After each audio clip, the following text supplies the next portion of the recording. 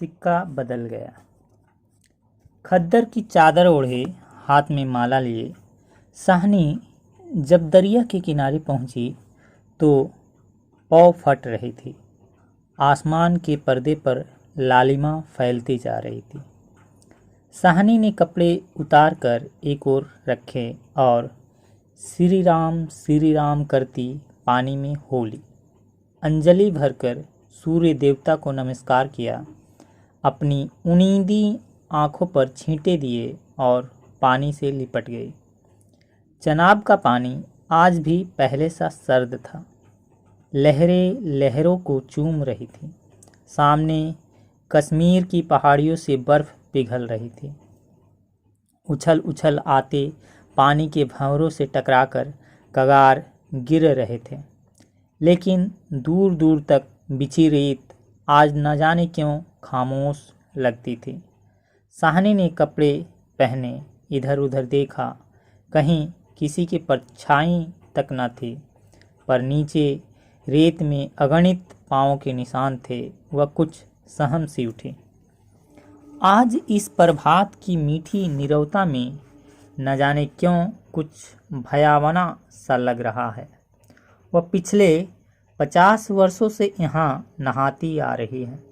कितना लंबा अरसा है, साहनी सोचती है।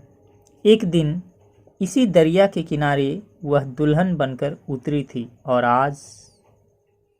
आज साहजी नहीं, उसका वह पढ़ा लिखा लड़का नहीं, आज वह अकेली है। साहजी की लंबी चौड़ी हवेली में अकेली है, पर नहीं। यह क्या सोच रही है वह सवेरे सवेरे? अब भी दुनियादारी से मन नहीं फिरा उसका। साहनी ने लंबी सांस ली और श्री राम करती बाजरे के खेतों से होते घर की राह ली। कहीं कहीं लिपे पुते आंगनों पर से धुआं उठ रहा था। टन टन बैलों की घंटियां बज उठती है। फिर भी कुछ कुछ बंधा बंधा सा लग रहा है। साहनी ने नज़र उठाई। यह मीलों फैले खेत अपने ही हैं। भरी भराई नई फसल को देखकर साहनी किसी अचानक के मोह में भीग गई। यह सब साहनी की बरकतें हैं। दूर दूर गांव तक फैली हुई जमीनों में कुएं सब अपने हैं। साल में 3 फसल जमीन तो सोना उगलती है। साहनी कुएं की ओर बढ़ी, आवाज दी, शेरे शेरे, हसैना हसैना। शेरा साहनी का स्वर पहचानता है। वह न पहचानेगा? अपनी माँ जैना के मरने के बाद वह साहनी के पास ही पलकर बड़ा हुआ। उसने पास पड़ा गणासा सटाले के ढेर के नीचे सरका दिया। हाथ में हुक्का पकड़कर बोला, ऐ हसैना सैना। साहनी की आवाज़ उसे कैसे हिला गई है। अभी तो वह सोच रहा था कि उस साहनी को ऊंची हवेली की अंधेरी कोठरी में पड़ी सोने चांदी की संदूकचियाँ उठाकर कि तभी शेरा गुस्से से भर गया। किस पर निकाले अपना क्रोध? साहनी पर चीख कर बोला, ऐ मर गई, ऐ रब तैनू मौत दे। हसैना आटे वाली कनाली एक और रख जल्दी जल्दी बाहर निकल आई। ए आई आ, क्यों छा बोले, सुबह सुबह तड़पना है। अब तक साहनी नज़दीक पहुंच चुकी थी। शेरे की तेजी सुन चुकी थी। प्यार से बोली, हसैना यह वक्त लड़ने का है। वह पागल है तो तू ही जिगरा कर लिया कर। जिगरा? हसैना ने मान भरे स्वर में कहा। साहनी, लड़का आखिर लड़का ही है। कभी शेरे से भी पूछा है कि मुंह अंधेरे क्यों गालियां बरसाई है इसने? साहनी ने लाड़ से हसैना की पीठ पर हाथ फेरा, हंसकर बोली, पगली, मुझे तो लड़के से बहुत अधिक प्यारी है। शेरे, हाँ साहनी, मालूम होता है रात को कुल्लूवाल के लोग आए हैं यहाँ। साहनी ने गंभीर स्वर में कहा। शेरे ने जरा रुककर घबरा कर कहा, नहीं साहनी। शेरे के उत्तर को अनसुनी कर साहनी जरा चिंतित स्वर से बोली, जो कुछ भी हो रहा है अच्छा नहीं। शेरे, आज साहजी होते तो शायद कुछ बीच बचाव करते, पर साहनी कहते कहते रुक गई। आज क्या हो रहा है? साहनी को लगा जैसे जी भर भर आ रहा है। साहजी को बिछड़े कई साल बीत गए, पर आज कुछ पिघल रहा है। शायद पिछली स्मृतियाँ। आंसुओं को रोकने के प्रयत्न में उसने हसैना की ओर देखा और हल्के से हंस पड़ी। और शेरा सोच ही रहा है, क्या कह रही है साहनी आज? आज साहजी क्या? कोई भी कुछ नहीं कर सकता, या हो के रहेगा। क्यों ना हो? हमारे ही भाई बंधुओं से सूद ले लेकर साहजी सोने की बोरियां तोला करते थे। प्रतिहिंसा की आग शेरे की आंखों में उतर आई। गड़ासे की याद हो आए। साहनी की ओर देखा। नहीं नहीं, शेरा इन पिछले दिनों में 30-40 कत्ल कर चुका है, पर वह ऐसा नीच नहीं। सामने बैठी साहनी नहीं, साहनी के हाथ उसकी आंखों में तैर गए। वह सर्दियों की रातें कभी कभी साहजी की डांट खा के वह हवेली में पड़ा रहता था, और फिर लालटेन की रोशनी में वह देखता है साहनी के ममता भरे हाथ दूध का कटोरा थामे हुए। शेरे शेरे उठ पी ले। शेरे ने साहनी की झुर्रियां परे मुंह की ओर देखा तो साहनी धीरे धीरे से मुस्कुरा रही थी। शेरा विचलित हो गया। आखिर साहनी ने क्या बिगाड़ा है हमारा? साहजी की बात साहनी के साथ गई। वह साहनी को जरूर बचाएगा, लेकिन कल रात वाला मशविरा वह कैसे मान गया था? फिरोज की बात, सब कुछ ठीक हो जाएगा, सामान बांट लिया जाएगा। साहनी, चलो तुम्हें घर तक छोड़ आऊं। साहनी उठ खड़ी हुई। किसी गहरी सोच में चलती हुई साहनी के पीछे पीछे मजबूत कदम उठाता शेरा चल रहा है। संकित सा इधर उधर देखता जा रहा है। अपने साथियों की बातें उसके कानों में गूंज रही हैं। पर क्या होगा साहनी को मारकर? साहनी, हाँ शेरे। शेरा चाहता है कि सिर पर आने वाले खतरे की बात कुछ तो साहनी को बता दे, मगर वह कैसे कहे? साहनी ने सिर ऊंचा किया। आसमान धुएं से भर गया था। शेरा जानता है यह आग है। जबलपुर में आज आग लगनी थी, लग गई। साहनी कुछ न कह सकी। उसके नाते रिश्ते सब वही है। हवेली आ गई। साहनी ने शून्य मन में से ड्योढ़ी में कदम रखा। शेरा कब लौट गया उसे कुछ पता नहीं। दुर्बल सी देह और अकेली, बिना किसी सहारे के, न जाने कब तक वह वहीं पड़ी रही। साहनी, दोपहर आई और चली गई। हवेली खुली पड़ी है। आज साहनी नहीं उठ पा रही है, जैसे उसका अधिकार आज स्वयं ही उससे छूट रहा है। साहजी के घर की मालकिन, लेकिन नहीं, आज मोह नहीं हट रहा है, मानो पत्थर हो गई हो। पड़े पड़े शाम हो गई, पर उठने की बात फिर भी नहीं सोच पा रही। अचानक रसूली की आवाज़ सुनकर चौंक उठी। साहनी, साहनी सुनो, ट्रकें आती है लेने। ट्रकें? साहनी इसके सिवाय और कुछ ना कह सके। हाथों ने एक दूसरे को थाम लिया। बात की बात में खबर गांव भर में फैल गई। बीवी ने अपने विकृत कंठ से कहा, साहनी, आज तक कभी ऐसा ना हुआ, ना कभी सुना। गजब हो गया। अंधेर पड़ गया। साहनी मूर्तिवत वहीं खड़ी रही। नवाब, बीवी ने स्नेह सनी उदासी से कहा, साहनी, हमने कभी ना सोचा था। साहनी क्या कहे कि उसी ने ऐसा कब सोचा था। नीचे से पटवारी, बेगू और जैलदार की बातचीत सुनाई दी। साहनी समझी कि वक्त आ पहुंचा। मशीन की तरह नीचे उतरी, पर ड्योढ़ी ना लांघ सकी। किसी गहरी, बहुत गहरी आवाज़ से पूछा, कौन है वहाँ? कौन नहीं है आज वहाँ? सारा गांव है, जो उसके इशारे पर नाचता था। कभी उसकी असामियाँ हैं, जिन्हें उसने अपने नाते रिश्तों से कम कभी नहीं समझा, लेकिन नहीं, आज उसका कोई नहीं। आज वह अकेली है। यह भीड़ की भीड़, उनमें कुल्लूवाल के जाट, वह क्या सुबह ही ना समझा गई थी।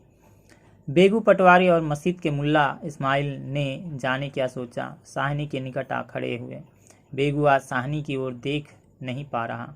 धीरे से जरा गला साफ करते हुए कहा, साहनी, रबनू यही मंजूर सी। साहनी के कदम डोल गए, चक्कर आया और दीवार के साथ लग गई। इसी दिन के लिए छोड़ गए थे साहजी उसे। बेजान सी साहनी की ओर देखकर बेगू सोच रहा है क्या गुजर रही है साहनी पर, मगर क्या हो सकता है, सिक्का बदल गया है। साहनी का घर से निकलना छोटी सी बात नहीं। गांव का गांव खड़ा है, हवेली के दरवाजे से लेकर उस दारे तक जिसे साहनी ने अपने पुत्र की शादी में बनवा दिया था। तब से लेकर आज तक सब फैसले, सब मशवरे यहीं होते रहे हैं। इस बड़ी हवेली को लूट लेने की बात भी यहीं सोची गई थी। यह नहीं कि साहनी कुछ न जानती हो, वह जानकर भी अनजान बनी रही।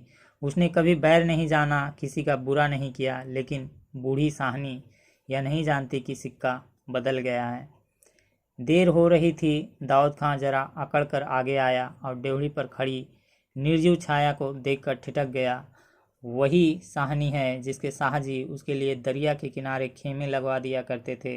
यह तो वही साहनी है जिसने उसकी मंगेतर को सोने के कर्णफूल दिए थे मुंह दिखाई में। अभी उसी दिन वह जब लीग के सिलसिले में आया था तो उसने उद्दंडता से कहा था, साहनी भागोवाल मसीत बनेगी, 300 रुपया देना पड़ेगा। साहनी ने अपने उसी सरल स्वभाव से 300 रुपया आगे रख दिए थे। और आज साहनी, दाऊद खां ने आवाज़ दी, वह थानेदार है, नहीं तो उसका स्वर शायद आंखों में उतर आता। साहनी गुमसुम कुछ न बोल पाई। साहनी डेवढ़ी के निकट जाकर बोला, देर हो रही है साहनी, धीरे से, कुछ साथ रखना हो तो रख लो। कुछ साथ बांध लिया है? सोना चांदी? साहनी अस्फुट स्वर में बोली, सोना चांदी? जरा ठहर कर सादगी से कहा, सोना चांदी बच्चा वह सब कुछ तुम लोगों के लिए है। मेरा सोना तो एक एक जमीन में बिछा है। दाऊद खां लज्जित सा हो गया। साहनी तुम अकेली हो, अपने पास कुछ होना जरूरी है। कुछ नकदी ही रख लो, वक्त का कुछ पता नहीं। वक्त? साहनी अपनी गीली आंखों से हंस पड़ी। दाऊद खां, इससे अच्छा वक्त देखने के लिए क्या मैं जिंदा रहूंगी? किसी गहरी वेदना और तिरस्कार से कह दिया साहनी ने। दाऊद खां निरुत्तर है साहस कर बोला, साहनी कुछ नकदी जरूरी है। नहीं बच्चा, मुझे इस घर से। साहनी का गला रुंध गया। नकदी प्यारी नहीं, यहाँ की नकदी यही रहेगी। शेरा पासा खड़ा हुआ। दूर खड़े खड़े उसने दाऊद खां को साहनी के पास देखा तो शक गुजरा कि हो न हो कुछ मार रहा हो साहनी से। खां साहब, देर हो रही है। साहनी चौंक पड़ी। देर? मेरे घर में मुझे देर? आंसुओं की भंवर में न जाने कहाँ से विद्रोह उमड़ पड़ा। मैं पुरखों के इस बड़े घर की रानी, और यह मेरे ही अन्न पर पले हुए नहीं। यह सब कुछ नहीं। ठीक है, देर हो रही है। साहनी के जैसे कानों में यही गूंज रहा है, देर हो रही है, पर नहीं, रो रो कर नहीं, शान से निकलेगी इस पुरखों के घर से। मान से लांघेगी यह देहरी जिस पर एक दिन बहू रानी बनकर आ खड़ी हुई थी। अपने लड़खड़ाते कदमों को संभाल कर साहनी ने दुपट्टे से आंखें पोंछी और डेहरी से बाहर हो गई। बड़ी बुढ़िया रो पड़ी। उनके दुख सुख की साथिन आज इस घर से निकल पड़ी है। किसकी तुलना हो सकती थी इसके साथ? खुदा ने सब कुछ दिया था, मगर दिन बदले, वक्त बदले। साहनी ने दुपट्टे से सिर ढांपकर धुंधली आंखों से हवेली को अंतिम बार देखा। उसने दोनों हाथ जोड़ लिए। यही अंतिम दर्शन था, अंतिम प्रणाम था। साहनी ने जोर मारा, सोचा एक बार घूम फिर कर पूरा घर क्यों न देखा हूँ मैं। जी छोटा हो रहा है, पर जिनके सामने हमेशा बड़ी बनी रही है उनके सामने वह छोटी ना होगी। इतना ही ठीक है, बस हो गया। सिर झुकाया। डेवढ़ी के आगे कुलवधू की आंखों से निकलकर कुछ बूंदें चूक पड़ी। साहनी चल दी।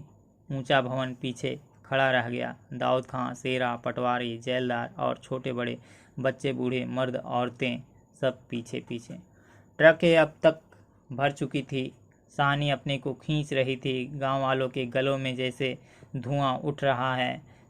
खूनी शेरे का दिल टूट रहा है। दाऊद खां ने आगे बढ़कर ट्रक का दरवाज़ा खोला। साहनी बढ़ी।